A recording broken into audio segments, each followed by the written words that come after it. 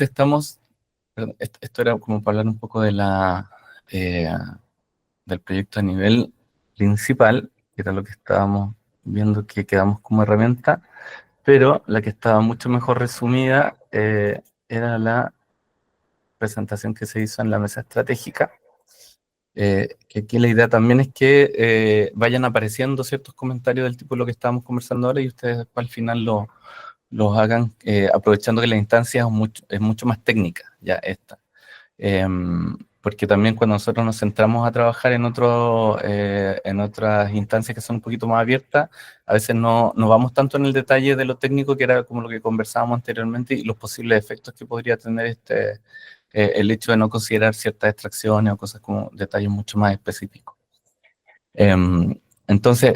aquí llegamos al mismo producto, pero pudimos como refinarlo específicamente, sobre todo con los escenarios que propusimos acá. Julia después va a mostrar la plataforma.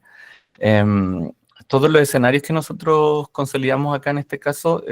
se pusieron los resultados a disposición en la plataforma, con escenarios que son los clásicos. Acá tomamos nosotros 4. El primero es el escenario de sigue todo tal cual, el BAU, que es como se conoce ahí,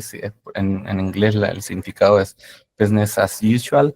y es decir que seguimos trabajando como hasta ahora sin medidas de adaptación, ni incorporación de nueva infraestructura, ni cambios en las reglas operacionales, y solamente se agrega la componente de cambio climático, donde las forzantes son las que se afectan, pero ahí también sería bueno un poco ir agregando los aspectos que estábamos conversando antes. A partir de este escenario BAU, que es siempre el que se genera, es donde después agregamos estos otros escenarios, donde el primero, que es como base clave para la cuenca, que tenía que ver con la implementación de una batería de pozos de emergencia para la Junta de Vigilancia, propuesta anteriormente por la Junta de Vigilancia del Río Grande Limarí, que hace mucho sentido igual. Sabemos que el agua subterránea es un recurso que tenemos que cuidar, que preservar, y por eso también la idea era agregarlo acá, porque también hay otras cuencas, pensamos en el caso de la cuenca de la Concagua,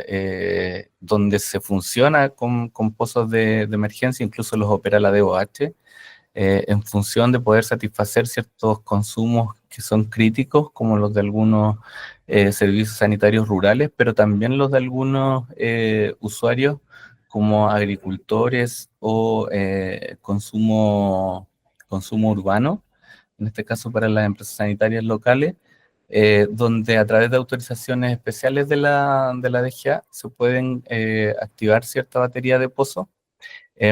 Y tiene limitaciones, ¿ya? O sea, se le dice, no se le, el hecho de que se pidan 100 no significa que se le da 100, sino que mediante ciertos criterios se podría recomendar, solamente se te va a otorgar el 50, el 40, y es durante un periodo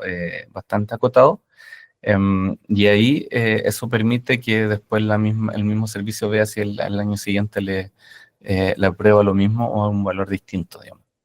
Y esta batería se ha solicitado, como decía, la pidieron ya formalmente al Ministerio de Obras Públicas en una carta que tenían de hace varios años la Junta de Vigilancia, pero no habíamos hecho la evaluación de qué pasaba en el caso real de acá de la cuenca, cuál podría ser el impacto, digamos, cuantificarlo, digamos, ¿ya? De hecho, nosotros terminamos recomendando que no le otorgue el 100% del derecho que están solicitando, o sea, no derecho, de la extracción que están solicitando como pozos de emergencia, sino un porcentaje mucho menor, dependiendo de cuáles son los sectores que son más críticos, tienen una recarga mucho más disminuida hoy día a la fecha. Entonces no sería recomendable que se extraiga el 100, mientras que sí hay otros pozos que la idea es que se extraiga el 100. Después hay otros escenarios que tienen que ver ya un poco el segundo con el mundo ideal, de qué pasa si es que pasamos a la eficiencia 100, algo que no es fácil porque también tiene que ver como desde infraestructura propia de los canales de la transmisión del agua desde el cauce hacia los sectores de consumo agrícolas u otros usos. Y aparte de mejorar esa conducción, en la metodología de riego también en los distintos sectores de consumo agrícola, pensar que también ahí se va a trabajar con una eficiencia 100, con una tecnología avanzada, digamos, y se podría estar generando un escenario donde no existan retornos del agua, tanto de pérdidas que existan en la captación, como pérdidas que existan en la actividad propia de sectores agrícolas. Y eso, si bien es fuerte, es bueno ver cuál es el efecto, ¿ya? Y en proyectos anteriores ahí, la ULS con el PROMRA habían indicado que no es muy recomendable, sobre todo porque hay algunos sectores acuíferos cuya recarga que proviene de la ineficiencia del riego, de la conducción y de los sistemas del tipo de riego que tienen en los sectores agrícolas, estarían siendo alimentados hoy día a la fecha por esa agua, mientras que si se llega a la eficiencia 100, se dejaría de tener estas pérdidas que ve el sistema a nivel superficial, pero que para la parte subterránea son ganancias, porque son entradas que llegan en forma de recarga. Recordemos que la recarga principal de los acuíferos tiene que ver con recarga que se genera por precipitación, por pérdidas en los tramos de río, pero también por estas otras actividades que son antrópicas, como la actividad agrícola y también la actividad de consumo urbano, como son las pérdidas por la red, que normalmente están del orden del 30%, y eso también es un ingreso o sea, en el mejor de los casos, porque también anda como del orden de 40, también son un ingreso para la parte subterránea, ¿ya? Entonces, que solamente nos enfocamos en la eficiencia de riego 100, pero eso ya impacta de forma negativa a los niveles en los acuíferos, por ejemplo, es lo que logramos reforzar de lo que se había indicado anteriormente que podría ocurrir. Efectivamente a nosotros nos pasó lo mismo. También se piensa en un reuso de agua servida para servicios sanitarios rurales. Ahí la cantidad que extraen los servicios sanitarios rurales, si bien es de un orden de magnitud menor que algunos usos como el uso agrícola industrial, sí eventualmente generan un excedente de la misma actividad de consumo que eventualmente lo podrían estar reutilizando en otros usos. Desde el punto de vista de impacto en el acuífero, en los niveles, no nos genera ninguna diferencia, vamos ya, sino más bien a satisfacer sus propios requerimientos, ya, que tienen que ver, no sé, con consumo agrícola o huertos, pero que son más bien de subsistencia. Entonces ahí tendrían una X cantidad de agua disponible a nivel futuro para poder continuar con esas actividades que son de una escala menor, pero que también generan o sea, permiten satisfacer la necesidad de ciertas actividades que son claves para los sectores rurales, sobre todo. Y después hay un último escenario que tiene que ver con la recarga de acuífero. Aquí especialmente se trabajó en el sector de Cocotí. ¿Por qué se trabajó en el Chac de Cocotí? Porque la información que logramos levantar por parte de la ULS es que tenía proyectos ya previamente analizados sobre una cantidad de agua que podría inyectarse, pensando que hoy día los agricultores tienen una cierta cantidad de agua, una cierta cantidad de derechos otorgados, pero al no estar utilizando el 100%, quedaría un excedente entre lo que consumen real, el derecho que tienen otorgado, de lo cual ellos podrían estar considerando parte de ese excedente hacia una recarga de acuífero, o sea, extraer el agua. Si bien esta agua no tendría un uso en el consumo propiamente tal,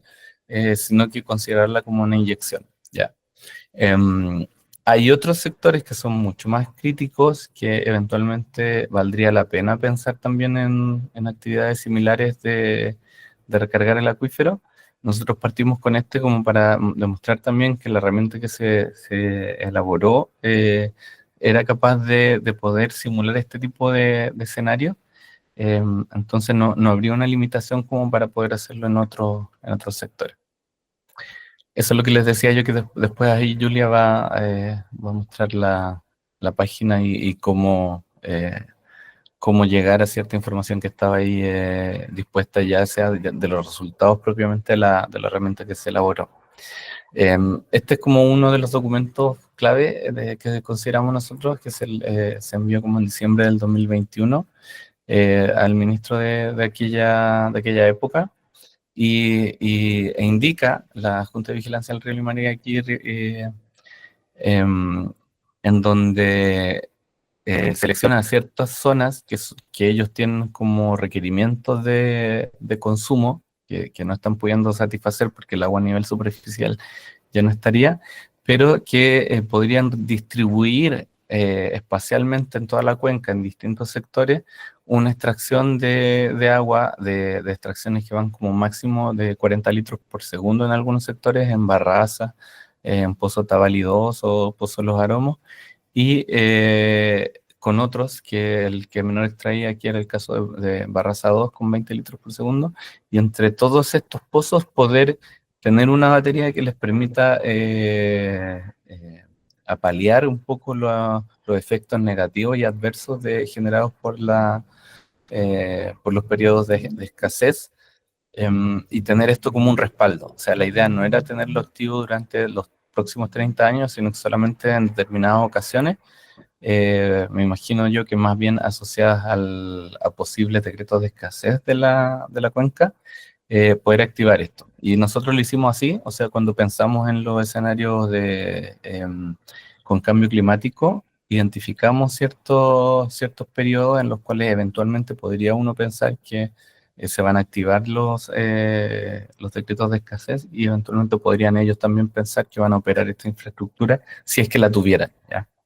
Y acá es importante también hacer mención que no necesariamente nosotros recomendamos dentro de este proyecto hacer la extracción del 100% de lo que están pidiendo ellos, sino que en algunos sectores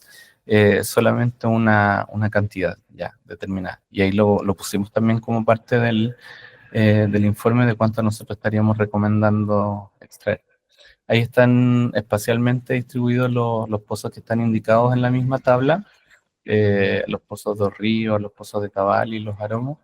y que sería la zona donde sería la propuesta de ellos poder activarlos para disponer esta agua en algunos canales principales y poder distribuirlo hacia los distintos sectores de consumo.